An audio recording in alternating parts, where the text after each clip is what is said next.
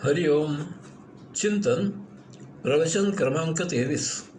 सुखदुःख भाग 1. सुखदुःख मानसिक आहे, परंतु हे पापपुण्याप्रमाणे पूर्ण मानसिक नाही. यामध्ये काही भेद आहे. सुखदुःख जर शारीरिक स्तरावर झाले तर ते प्रथम देहाला होते आणि मग ते अन्य स्तरावर होते. वास्तवात देह जड पंचमहातत्वांपासून निर्माण केलेला आहे. यामुळे तो सदा मृत मढे शव आहे. परंतु तो जीवाने धारण केल्यावर त्यामध्ये टाचेपासून टाळूपर्यंत प्रत्येक नसनसेमध्ये रंध्ररंध्रामध्ये जीव पसरतो. जीव संपूर्ण देह व्यापतो. त्यामुळे देहाच्या प्रत्येक भागी संवेदना असतात. यामुळे जर देहाच्या स्तरावर सुखदुःख झाले तर सर्वप्रथम तेथील त्या विशिष्ट अवयवामधील संवेदना तीव्रपणे जागृत होतात. यामुळे देह सदा मृत मढे शव असूनही आपल्या देहाला सुखदुःख झाल्यासारखे जाणवते. अर्थात हा आभास असतो. मग या संवेदना जीवापर्यंत पोहोचतात. यामुळे जीवाला सुखदुःख होते. सुखाने जीव उल्लसित होतो, दुःखाने घाबराघुबरा होतो. या संवेदना ज्यावेळी मन ग्रहण करते त्यावेळी त्याला सुखदुःख होते. सुखाने मन प्रफुल्लित होते आणि दुःखाने ते निराश होते. परंतु सतत यश मिळायलाच पाहिजे अशी मनाची जिद्द असते. त्यासाठी ते झटून कार्यरत होते आणि देहादी इंद्रियांनाही कार्यरत होण्यासाठी प्रोत्साहित करते. यानंतर हे सुख जर आपल्या बुद्धिचातुर्यामुळे असेल तर आपल्याला बौद्धिक वैचारिक सुख होते, आणि हे दुःख जर आपली बुद्धी कमी पडल्यामुळे आपली आकलनशक्ती पूर्ण कार्यरत न झाल्यामुळे झाले तर आपल्याला बौद्धिक वैचारिक दुःख होते. सुखामुळे आपल्याला आपल्या हुशारीचे समाधान मिळते, परंतु दुःखामुळे आपल्याला त्रास होतो की आपण बुद्धीने असे कसे कमी पडलो. अशावेळी आपला अहंकार दुखावतो. आपल्यालाच लाज वाटते. माझ्यासारख्याला हे कसे उमजलं नाही. उदाहरणार्थ, जर हवाहवासा स्पर्श देहाला झाला किंवा देह कशावर तरी आपटला तर सर्वप्रथम देहाला सुखदुःख होते. हे अन्नमय कोशाच्या स्तरावर सुखदुःख असते. त्या संवेदना जीवापर्यंत पोहोचतात. सुखामुळे जीव उल्लसित होतो आणि दुःखामुळे घाबरतो. यामुळे श्वास बदलतो आणि प्राणमय कोशाच्या स्तरावर सुखदुःख होते. मनाला हवाहवासा स्पर्श झाला किंवा आपटल्यामुळे नको तो स्पर्श झाला तर मनोमय कोशाच्या स्तरावर सुखदुःख होते. परंतु जर हे सुखदुःख बुद्धीमुळे झाले असेल तर आपल्याला विज्ञानमय कोशाच्या स्तरावर सुखदुःख होते. या सर्वांमध्ये वास्तवात आपला जो आनंद हा नैसर्गिक स्वभाव आहे तो आनंदमय कोश तसाच राहतो. कारण सुखदुःखामुळे त्या पलीकडे जाणे होत नाही. सुखदुःखामध्येच गुरफटणे होते.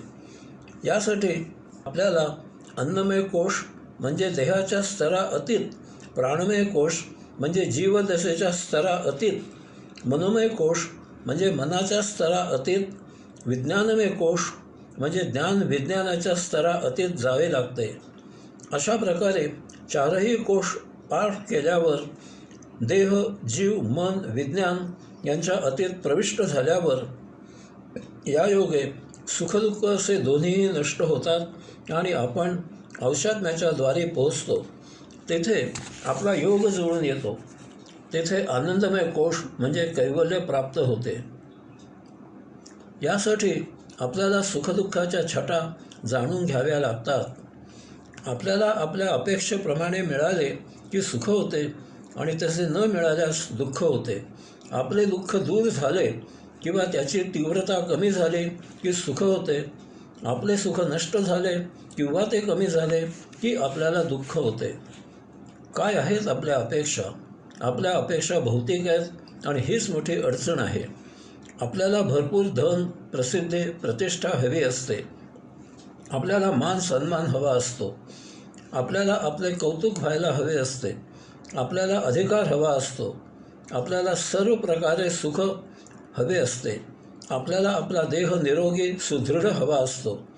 या अपेक्षाच महाविचित्र आहेत. धन चंचल आहे. ते जितके जास्त तितक्या आपल्या गरजा आपोआप वाढतात. हे एक न थांबणारे विचित्र चक्र आहे. धन असले की त्याला 1000 वाटा फुटतात. या धनामुळे काय काय प्रमाद होतात याची अगदी मोजकी उदाहरणे सांगतो. धनवानांना जितके आजार होतात तितके धन नसणाऱ्यांना होत नाहीत. धनवानांना नवनवीन आजार होत असतात. धन असलेल्यांना असतील शेते तर जमतील भूते याला तोंड द्यावे लागते. धन असल्यामुळे ते पैशांच्या जोरावर आजारावर उपचार करून जास्त जगायला पाहतात. हे जगणे मरणापेक्षा महाभयावह क्लेशकारक असते. नाकातोंडात नळ्या खुपसून कृत्रिम अन्न कृत्रिम श्वसन करत अंथरुणावर देहविधी उरकत शून्य संवेदनेने पडून राहावे लागते. यापेक्षा मेलेले काय वाईट. बापाच्या का असेना परंतु घरी 4-4 गाड्या असलेली धनवानांची मुले केवळ मौज चैन शौक साहस म्हणून टोळके जमवून वाहनांच्या चोऱ्या करून भटकंती करत असलेली पकडली गेली आहेत. अनावश्यक पैसे मिळाले की प्राप्त कर्मयोग सोडून राजकारण नवा धंदा नको तेथे पैशांची गुंतवणूक श्रीमंतीचा थाट केला जातो. श्रीमंतीचे लक्षण म्हणून मद्यपान धूम्रपान कसिनो यासारख्या जुगार अड्ड्यांवर हजेरी लावायची जळभद्री कुबुद्धी होते आणि हाती कटोरे घ्यायची वेळ येते. त्यावेळी कोणीही दारात उभे करत नाहीत. मदत करणे तर दूरच परंतु साधी ओळखही देत नाहीत. प्रसिद्धी प्रतिष्ठा मान सन्मान कौतुक अधिकार हे इतरांच्या हाती असते. त्यांनी तसे केले तरच हे मिळते. हे करणाऱ्यांना सांभाळावे लागते. त्यांची सरबराई करावी लागते. त्यांच्या अपेक्षा पूर्ण कराव्या लागतात. यामधील सर्वांना सांभाळणे त्यांची उठबस करणे त्यांच्या अपेक्षा पूर्ण करणे अशक्य असते. कोणीतरी दुखावला जातो. हातून अनवधानाने चुरगाळले जाते. हळूहळू आपल्या प्रसिद्धीला ओहोटी लागते. प्रतिष्ठेला धक्का लागतो. आपला मान राखला जात नाही.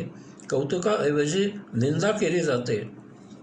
आपण ज्यांना मदत करून वर आणलेले असते तेच आपल्यावर कुरघोडी करतात. हे सहन होत नाही. येथून दूर व्हावे असे मनात येते परंतु आता फार उशीर झालेला असतो. सुहास्य वदन ठेवून या चिखलातच उभे राहावे लागते. कुठून दुर्बुद्धी झाली अशी अवस्था होते. आध्यात्मिक तत्त्वज्ञान सांगते की जर आपल्याला सुख मिळाले तर त्या पाठोपाठ आपल्याला दुःख होणारच. आपल्याकडे कितीही पैसे असले तरीही भौतिक गरजा अपेक्षा स्वप्न कधीही पूर्ण होत नाहीत. त्या सतत वर्धित होत राहतात. बाजारात नित्य नवनवीन वस्तू येत असतात. त्यांच्या उपभोगांसाठी हे एक आयुष्य अपुरे असते. मग कुठून आणि कसे सर्व उपभोग या एका जन्मी घडणार. परंतु ते घ्यायची खटपट केली जाते. यात आनंदाला पारखे व्हायला होते. थोडक्यात सांगायचे म्हणजे अति तेथे माती होते. यामधून अध्यात्म आपली सुटका करते. अर्थात त्याप्रमाणे आपण आचरण केले तर. आपले गतसंचित आहे ते याच एका जन्मामध्ये संपूर्ण नष्ट होण्यासाठी आपला देह धारण केलेला आहे. त्यासाठी आवश्यक पर्याप्त असे सर्व काही आपल्याला प्राप्त होईल असा कर्मयोग आपल्याला नियतीकडून दिलेला आहे. हे सर्व आध्यात्मिक ज्ञानाने ओळखून त्याचा स्वीकार करून आपण आचरण करायचे. यामध्ये कोणा इतरांशी तुलना करून आपल्या मनाला वाटते म्हणून आपल्या आजूबाजूला अन्य काही उपभोग घेतले जात आहेत म्हणून कोणी आपल्याला भरीस घालत आहे म्हणून जराही किंचितही बदल करण्याचा नुसता विचारही करायचा नाही. आपले प्राप्त कर्म हे आपले खास कर्म आहे. ते गौण किंवा उच्च असे काही नाही. आपली मिळकत ही आपली स्वकमाई आहे. ती कमी किंवा जास्त नाही. आपले राहणीमान हे आपले राहणीमान आहे. ते गरीब किंवा श्रीमंत नाही. यामधून आपल्याला जे मिळते त्याचा समाधानाने स्वीकार करून त्यामध्येच मोठ्या आनंदाने जगायचे. ते आपले संचित नष्ट करते ही जाण सतत ठेवायची. आपण पतिपत्नी 100 वर्षे जगणार आहोत असे गृहीत धरून महागाईचा अंदाज करून आपल्याला शेवटपर्यंत स्वावलंबनाने जगायला पर्याप्त होईल असे प्रति महिना मिळायची सोय करून महिन्याकाठी जे उरेल ते योग्य लायक गरजूंना निरपेक्ष भावनेने द्यायचे. या अशा आध्यात्मिक जीवनाने आपण सुखदुःख यांच्या अतीत सदानंदी, नित्यानंदी, परमानंदी, कैवल्यानंदी शेवटपर्यंत समाधानात जगतो. हरिओम.